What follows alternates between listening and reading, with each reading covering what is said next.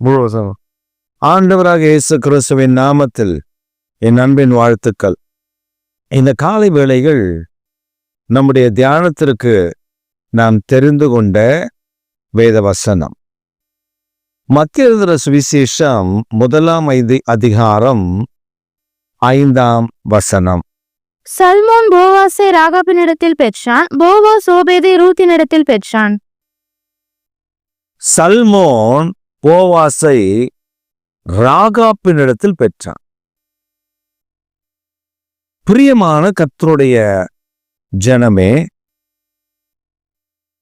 இந்த காலை வேளைகள் நீங்கள் ஒருவேளை யோசிக்கலாம், எவனை பெத்தா எனக்கு என்னையா? கர்த்தர் எனக்கு இன்றைக்கு காலையில் என்ன ஒரு வாக்குத்தத்தத்தை கொடுக்கிறார், அதை சொல்லுங்களேன். எவனோ ஒருத்தவன் எங்கேயோ போய் பெத்துட்டு போறான் யாரையோ அப்படின்னு நீங்க நினைக்கலாம். ஆனா இயேசு கிறிஸ்துவனுடைய வம்ச வரலாறு, ஜீனியாலஜி ஆஃப் ஜீசஸ் கிரைஸ்ட், அதுல சல்மோன் போவாசை ராகாப்பினிடத்துல பெற்றான் என்று மிக ஆழமாக ஆணித்தனமாக அங்கே சொல்லப்பட்டிருக்கிறது. Who is this raga? இந்த ராகாப் என்கிறவள் யார்? இந்த ராகாப் என்கிறவள் எரிகோ பட்டணத்தில் வேசியாக வாழ்ந்தவள். அவளுடைய வாழ்க்கையில் அவள் தன் வாலிப நாட்கள் வேசியாக இருந்தவள். இப்படி இஸ்ரவேலின் கோத்திரத்துக்குள், யூதாவின் வம்சத்திற்குள் எப்படி அவள் வந்தாள்? இதுதான் பெரிய ஆச்சரியம். என்ன ஆச்சரியம் அப்படின்னா, தேவனாகிய கர்த்தர், நீங்க அந்த அதிகாரத்தை முந்தி பார்த்தீங்கன்னா, இவங்கெல்லாம் பரிசுத்த சந்ததிக்குள்ள வர முடியாது என்று நினைத்த தாமார் உள்ளே இருக்கிறார். கானானிய ஸ்திரீயாகிய அந்த தாமார் தேவனுடைய சந்ததிக்குள் இருக்கிறார். இரண்டாவது, எரிகோ பட்டணத்தில் வசித்து வந்த ராகாப் வேசி, அவள் இந்த சந்ததிக்குள் இருக்கிறார். மோவாபுடைய ஸ்திரீயாகிய ரூத் இந்த சந்ததிக்குள் இருக்கிறார். இன்றைக்கு நாம பார்க்க போகிறது இந்த ராகாப்பை குறித்து. இந்த ராகாப் என்ன செய்தால், எதினால் இந்த பாக்கியம் அவளுக்கு கிடைத்தது? How he got this great experience and great thing in her life. பெரிய காரியம் அவளுக்கு எப்படி அவளுடைய வாழ்க்கையில வந்தது, அவளுக்கு இந்த அனுபவம் எப்படி வந்தது அப்படின்னா, எரிகோவை வேவு பார்க்க உளவாளிகள் போகிறார்கள். அப்பொழுது எரிகோவின் ஜனங்கள் எல்லாரும் ஒரு பதட்டத்தில் இருக்கிறார்கள். ஏனென்றால் யோசுவாவின் அந்த சேனை, யோசுவாவோ அழைத்து வருகிற, மோசேயினால் அழைத்து வரப்பட்ட அந்த ஜனங்களை யோசுவா வழி நடத்தி வருகிற அந்த கூட்டத்தார் மணலத்தலையாக இறங்கி இருக்கிறார்கள். பக்கத்தில் ஆயி பட்டணம் அந்த பகுதி, அந்த வனாந்திரத்தில் அவர்கள் இறங்கி இருக்கிறார்கள், பாளையம் இறங்கி இருக்கிறார்கள். அங்கே பஸ்காவையும் கொண்டாடுகிறார்கள். இதை கண்ட எரிகோவின் ஜனங்கள் கலக்கம் அடைகிறார்கள். இவர்கள் நம்மை நிச்சயம் அழித்து விடுவார்கள் என்று எரிகோவனுடைய மதில்கள் பெரிய மதில்கள், அதன் கோட்டை சுவர், கோட்டை கதவுகள் பெரிது, எல்லாவற்றையும் மூடிவிட்டார்கள். Shut the gate of Jericho. அவங்க மூடினது மாத்திரமல்ல, அவர்கள் யாரையும் உள்ளே அனுமதிப்பதில்லை. இந்த உளவாளிகள் 2 பேரும் உள்ள வர்றத காவலாளி பார்த்துட்டான். ஆனா காவலாளி அவர்களை தடுக்கல. ஏன் தடுக்கலன்னா, இவன் எதுக்கு வர்றான் அப்படின்னு கவனிச்சா, இவனுங்க நேரா அங்க விசாரிக்கிறாங்க. அந்த மார்க்கெட் பிளேஸ்ல விசாரிச்சு ராகாப்பை குறித்து கேள்விப்பட்டு ராகாப் வீட்டுக்கு போயிட்டான். வேசி அவளுடைய வீட்டுக்குள்ள போயிட்டான். போன உடனே ராகாப் சொல்லுகிறார், உங்களை குறித்த, கர்த்தரை குறித்த, கர்த்தருடைய ஜனத்தை குறித்த பயம் இவர்களை பிடித்தது. நிச்சயம் கர்த்தர் இவர்களை உங்கள் கையில் ஒப்பு கொடுப்பார் என்று இவர்கள் அறிவார்கள். அதனாலதான் இவ்வளவு பயப்படுறாங்க. அதனால உங்களை தேடி வருவாங்க அப்படின்னு சொல்லி முடிக்கல. காவலாளி வீட்டுக்கு வந்துட்டான். ஆனா அவன் என்ன பண்ணான்னா, ரொம்ப திறமையான ஆள் இந்த ராகாப். ஆளை தூக்கிட்டு போய் இந்த காய்ந்த தட்டைகள், அதாவது வைக்கோல போல இந்த தட்டைகளை அவ வீட்டுக்குள்ள அவ போர் மாதிரி கொட்டி வச்சிருக்கா. அதுக்குள்ள இவளை தூக்கி போட்டு மூடிட்டான். மூடிட்டு உள்ள கடக்கடா அப்படின்னு சொல்லிட்டு இவ வெளில வந்து, என்ன சாமி என்ன வேணும்? அத படை வீரர்கள், அந்த ஆர்மி, அவன் கேட்கிறான், இந்த 2 பேரும் உங்ககிட்ட வந்தாங்க, நம்ம எங்க அவனுங்க அப்படின்னு. உடனே அவன் பொய் சொல்லாம சொல்றான், வந்தாங்க ஐயா, உண்மை. வந்துட்டு நீங்க வர்றதுக்கு கொஞ்ச நேரத்துக்கு முன்னாடி தான் இறங்கி போயிட்டாங்க. இந்த பாருங்க, நான் பார்த்துட்டே இருக்கேன், அவங்க போயிட்டாங்க அப்படின்னோடனே உடனே டக்குன்னு அலர்ட் ஆகி அந்த 2 உளவாளிகளை தேடி ஒரு கூட்டம் கிளம்புது எரிகோவை விட்டு. எரிகோவனுடைய கதவு சாத்தப்பட்டுச்சு. இப்ப ராகாப் பேசி அவங்கிட்ட ஒரு வாக்கு கேட்கிறா. என்ன வாக்கு கேட்கிறா?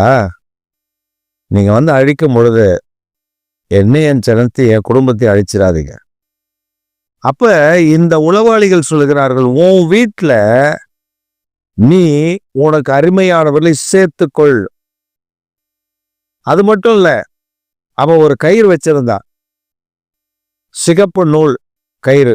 அத ஜன்னல்ல கட்டி அந்த படை வீரர்லாம் போனதுக்கு அப்புறம், எரிகோவின் கோட்டை மூடப்பட்டதுக்கு அப்புறம், கொஞ்சம் அந்த பதட்டம் அமைதி ஆனதுக்கு அப்புறம் இவங்க 2 பேரும் இறக்கி விட்டு, நீங்க இங்கேயும் நிக்க கூடாது, நேரம் அந்த மலைக்கு போயிருங்க, அங்க ஒரு 3 நாள் தங்குங்க. இவங்க போயிட்டு வர்றதுக்கு 3 நாள் ஆகும். அதுக்கப்புறம் நீங்க அங்க இருந்து உங்க இடத்துக்கு போயிருங்க. அவங்களும் சரின்னு அங்க போயிட்டாங்க, அந்த மலைக்கு போயிட்டாங்க. இவளும் அந்த நூலை, இவங்களை இறக்கி விட்ட கயிறு இருக்குல்ல, அந்த கயிறை அவங்க சொல்லிட்டாங்க, இந்த கயிறை நீ ஜன்னலை விட்டு கழட்டக்கூடாது, அதான் உனக்கு அடையாளம். அந்த கயிறு இருந்தா தான் நாங்க பார்த்து உன்னையும் உன் குடும்பத்தையும் காப்பாற்ற முடியும். சரி, அவன் அந்த கயிறை கட்டல. இப்ப என்ன நடந்தது அப்படின்னா, ஒரு வேசி, அந்நிய ஜனம், எப்படி இவங்க வந்து இஸ்ரவேல் கோத்திரத்தோடு மிங்கிலாகும்படி ஆகிறதுக்கு வாய்ப்பே கிடையாது. ஆனால் எரிகோவை அவர்கள் சுற்றி வந்து எரிகோ இடிந்து விழுந்த பொழுது இவள் வீடு மட்டும் பாதுகாக்கப்பட்டது. யோசுவா சொல்லுகிறார், யாரோ ஒரு பெண்ணை சொன்னீங்களப்பா, ஒரு வேசி வீட்டுக்கு போனேன், அந்த பெண் வந்து எங்க உயிரை காப்பாத்துச்சுன்னு, அந்த அம்மாவை விட்டுறக்கூடாது இல்ல, போய் பாருங்க, அந்த அம்மா இருந்தா கூட்டு வந்துருங்க அப்படின்னு சொல்லி இவர் அனுப்பணும்னு இவங்க போன பழக்கத்துல அந்த வீட்டுக்கு போறாங்க. அந்த வீடு மட்டும் இருக்கு.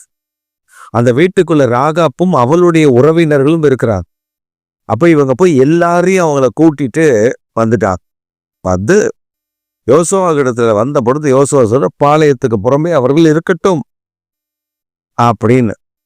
ஆனா இந்த பாளையத்துக்கு புறம்பே இருந்ததான அந்த ராகாப்பை தான் சல்மோன் திருமணம் செய்திருந்தார். இந்த சல்மோன் இடத்துலதான் போவாஸ் பிறந்தான். பின்பு போவாஸ் தன்னுடைய வயதான காலத்தில், கொஞ்சம் வயது சென்ற காலத்தில் தான் ரூத்தை, அவன் உறவின் முறையான அந்த மகளை பார்க்கிறான், அவளை திருமணம் செய்கிறான். நம்முடைய வாழ்க்கையில் நம்மை தகுதியற்றவர்கள் என்று, தகுதி இல்லாதவர்கள், நீ வேசி, நீ பாவி, நீ இப்படி, நீ அப்படி என்று உலகம் சொல்லும். ஆனால் சர்வ வல்லவர் அப்படி அல்ல. நம்மை மன்னிக்கிற நாம் அவரிடத்தில் மனம் திரும்பும் பொழுது நம்மை மன்னிக்க அவர் உண்மையுள்ள தெய்வமாயிருக்கிறார். இந்த காலை வேளையில் நீங்கள் எவராக இருந்தாலும் சரி, உங்கள் வாழ்க்கையில் நீங்கள் எப்பேற்பட்ட பாவம் செய்திருந்தவர்களாக இருந்தாலும் சரி, நீங்கள் மனம் திரும்பி, இயேசுவே எனக்காக சிலுவையில் மரித்தீர், 3ஆம் நாள் உயிரோடு கூட எழும்பினே, என் பாவங்களை கழுவிவிடும் என்று இன்றைக்கு இப்பொழுது கேட்பீர்களே, ஆனால் உங்கள் பாவங்களை மன்னிக்க அவர் உண்மையுள்ளவர். உங்களை அவர் தம்முடைய பிள்ளையாக ஏற்றுக்கொள்ள அவர் உண்மையுள்ள. உலகம் அதை ஏற்றுக்கொள்ளாது. The world doesn't recognize the sinful people, but the heavenly God who shed his blood for the sinner to recover, to take out from the sin. So he shed his blood and took the sinner from their sins when they repent to the Lord. பாவத்தில் கிடக்கிறவர்களை பாவத்திலிருந்து தூக்கி எடுப்பதற்கு அவர் உண்மையுள்ளவர். அவர் மனம் திரும்பும் பொழுது, இந்த கால வேளையில் நீ ஒரு பாவி, உன்னை யார் ரட்சிப்பா? உனக்கு யார் உதவி செய்வா? நீ ஒரு பாவியன், உன் பாவங்களை சுட்டி காட்டிக் கொண்டே இருக்கிறார்களா? கவலைப்படாதிருங்கள். உங்களுக்கு ஒரு நேசர் இருக்கிறார். உங்களை அன்பு காட்ட ஒருவர் இருக்கிறார். உங்களை அரவணைக்க ஒருவர் இருக்கிறார். உங்களை மீட்டுக்கொள்ள ஒருவர் இருக்கிறார். உங்களுக்கு சமாதானத்தின் தேவன் ஒருவர் இருக்கிறார். உங்களை தள்ளிவிடாத கர்த்தர் ஒருவர் இருக்கிறார். அவர்தான் இயேசு கிறிஸ்து. இந்த இயேசு கிறிஸ்துவை தான் உங்களுக்கு நான் இந்த காலை வேளையில் அறிமுகப்படுத்துகிறேன். பிடித்து கொள்ளுங்கள், அவரை நேசியுங்கள், அவருக்குள் வளருங்கள். மற்றவர்களை பாவிகள் என்று சொல்லிக் கொண்டிருக்கிற நீங்கள் தானே குற்றவாளிகள் ஆகாதபடி பார்த்து கொள்ளுங்கள். நான் ஆண்டவருக்கு பரிசுத்தம், நான் இப்படி, நான் அப்படி என்று நாம் சொல்லிக் கொள்ளலாம். ஆனால் நம்முடைய வாழ்க்கையில் தெரிந்தோ தெரியாமலையோ பல பாவங்கள் நமக்குள் இருக்கும், சிக்கி இருப்போம். நாம் மற்றவர்களுக்கு பரிசுத்தமாய் காட்சி அளிக்கலாம், ஆனால் தேவனுடைய பார்வைக்கு அருவருப்பானவர்களாய் இருப்போம். இந்த காலை வேளையில் உங்களை ஒதுக்கி தள்ளுகிற ஜனங்களுக்கு நடுவில் உங்களை நேசிக்க ஒரு நேசர் இயேசு கூட இருக்கிறார். மறந்து விடாதீர்கள். இந்த இயேசுவை பிடித்து கொள்ளுங்கள். உங்கள் வாழ்க்கை உயர்வடையும், மேன்மையடையும். ஆமென்.